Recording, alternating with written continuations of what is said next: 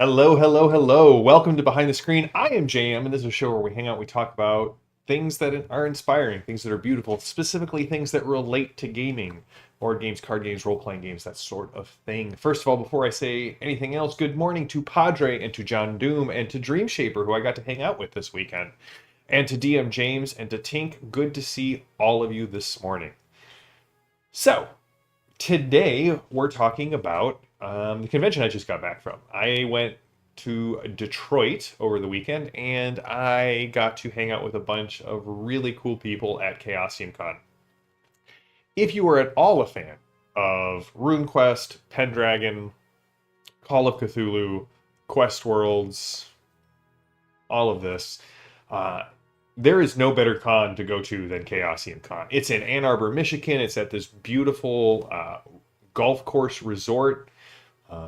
The food downtown and around there is excellent, and it's only about 500 to 600 people who all love Chaosium. And it is me. I'm the DM. It's me. So there was a lot of fun events, a lot of great connections and people. I got to hang out with Evan in person, which is always great, and his cousin, as well as Dream Shaper. It is always great to hang out with you um, at Chaosium Con.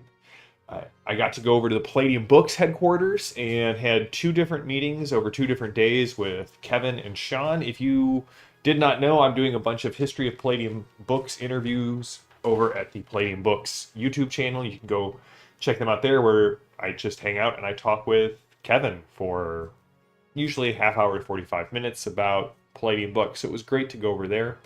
I got to meet one of my favorite people in the world now for the second time. I got to meet Tom Sullivan and talk with him just a little bit, although we did not go back and hear his Three Stooges story. If you're unaware of who Tom Sullivan is, he did a bunch of art for the early Call of Cthulhu box sets and books, did a lot of their color plates, and was the main special effects guy on Evil Dead, and walks around with the original quarter-size prop that he made of the Necronomicon. He kept it, and he gets to hold on to it, and it was fantastic. Oh, Padre, you were in Madison. I could have put you in touch with Realm Builder. He's kind of in that area as well. Madison is my second favorite con. If you have not been to Gamehole Con, you should definitely do that. I got to go to Chaosium Con partially because my role as weird bearded bald RPG historian. I got to do a lot of video archiving of old Chaosium interviews with Greg Stafford and Call of Cthulhu for President rallies, or Cthulhu for President rallies across the year, a walkthrough of the Chaosium building, and some old RuneCon uh, material. And so basically, I put together a video for Chaosium Con. They flew me out. It was wonderful. I love the people at Chaosium Con. I love hanging out with Rick and Jeremiah and Dustin and Matt. They are all wonderful people. And if you're going to be at Chupa this year, come say hi. We'll be down at Chupa, or I will be. I think Landauer is going to be there, but then Dustin from Chaosium is there. We'll go have breakfast at the best breakfast place in San Marcos. So, Chaosium Con is a great con, although it is small. If you are not actively playing in games, which is very difficult for me to do, just health-wise, Chaosium Con is great. They have a ton of games. I know that Dream Shaper played in a couple of games that I thought were awesome. A Quest Worlds demo that was set in Faerun, and a couple of others. Evan played in the Masters of Luck and Death tournament and made it to the second round, but did not advance to the third. Sandy Peterson gave a bunch of seminars and discussions. The auction was great. I lost 3 of my bids by $5. I don't know if it actually would have gotten to me at $5, but I had a hard stop point, and all of them went for just $5 more. But I was able to snag a first edition Stormbringer companion that goes with my Stormbringer box set. So there's one book left that I really want to get, which is Demon Magic. They did not have the Pendragon Game Master's Guide on sale, though I really wish I could have snagged one of those. I did get, and we're going to be doing a review of this on Thursday to a degree. Like many of the RuneQuest, Cult of RuneQuest books, the art is very evocative, very Bronze Age, and there are several very not safe for work pictures in this one. But can't wait to review that with you guys on Thursday.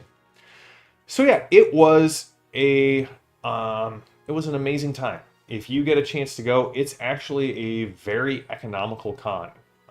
They get great rates for the hotel rooms. I think the whole con is $100 or $150, and that there's no price for playing in any of the games.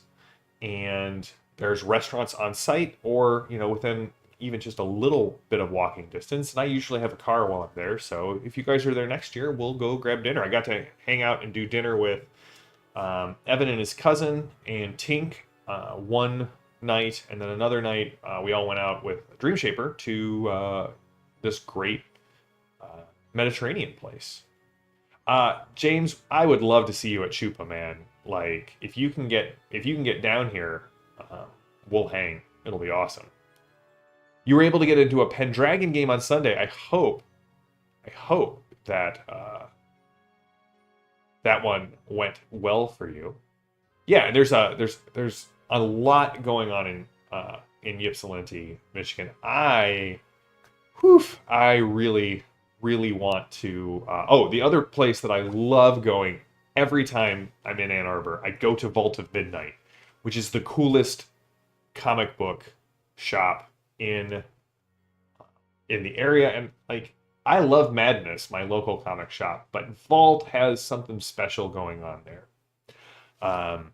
John Doom, we're going to get you to Gamehole Con this year. That is amazing. And yes, DM James, the Call of Cthulhu, Dagon, and at the Mountains of Madness, their Dr. Seuss nursery rhyme version of these stories are spectacularly well done. If you've got little kids who are in, a little bit of morbidity. I was the only guy at my church who had to explain to the children's church volunteers who Narlethotep was, because apparently Zane at like 4.5, they were all playing superheroes. He was, his superhero was Narlethotep. Hey, John Doom he's 1 for 1 out of the 2 Gamehole Cons I've been to. So if he shows up this year, he's batting at I don't know how batting averages work, but 66%, which is awesome. John Doom, I hope we get you out there. That would be amazing. So the other thing that kind of came up, and there'll be more discussions of this over the next couple of months, but getting to talk with Kevin a lot, getting thank you. He was there the first year I was there. He was there 2 years ago, and then he wasn't there last year. Getting to talk with Kevin and some of the people from Iconic and Tink, something that I really want to focus on. I know we're doing the self-publishing thing this year, and I've got the Career coming out later this month for Jackals. But so I love the limited miniseries Sonic Highways, which is this great documentary about music scenes in the different cities of the US that the Foo Fighters put together. And it influenced what I consider one of their, if not their very best album of the same name. And one of the things that really struck me as I've been watching through it this time is the fact that community is so important to artistic creativity. And I think that we have fostered an amazing community for Iconic. And I want to do something with that. So I'm tinkering around with the idea, and I'm going to talk more about this on the Iconic Discord, which if you're a member of our YouTube channel or a member of our Patreon, you have access to. I think Iconic's going to apply for an ACE license. And I think I want to do a zine with all of you guys this year. I am thinking of doing something very, I won't say Morkborg because I know how John Doom will react to that, but a very Pirate Borg zine idea where we get people who want to submit 600 to 1,000 word Savage World something. And we'll lay out each person's page very uniquely and do a small little 32-page zine with art from Bob Crumb and Tink. And I would like to get everybody who wants to do something involved, whether that's as a writer or as an editor or as a playtester or even just, hey, I've had this idea, but I know nothing about Savage Worlds. Jam, John Doom, Padre, will you help me put something together? And I think that, you know, a little 600-word thing is pretty doable for everybody. But we have such a great community, and I want to do something artistic and beautiful with you guys. So there will be more discussion of this probably in May. But I was too excited to keep it here. I wanted to share that all out with you. So that's it. Chaosium Con, a great con to go to, pretty economical.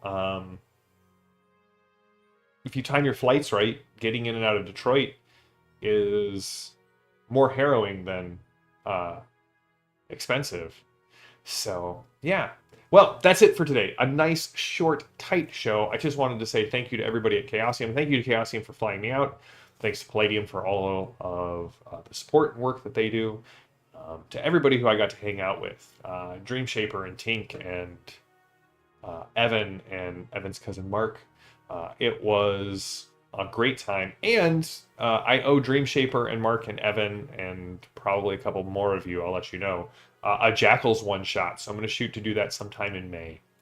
We may record it, and then I may clean it up, edit it, and post it if everybody's okay with that. But that's it. We will be back on Thursday with a review of Fire, the Gods of Fire and Sky. And let me just tell you, so far, Chaosium has not missed the mark with any of their Cults of RuneQuest books. So I suspect this is going to be an amazing review as well. All right, DM James, done. We'll make sure that that happens. All right, that's it. So until next time, stay safe, stay healthy, stay gaming. I'm JM. This has been Behind the Screen, and I will see you all on Thursday. Until then, have a good one.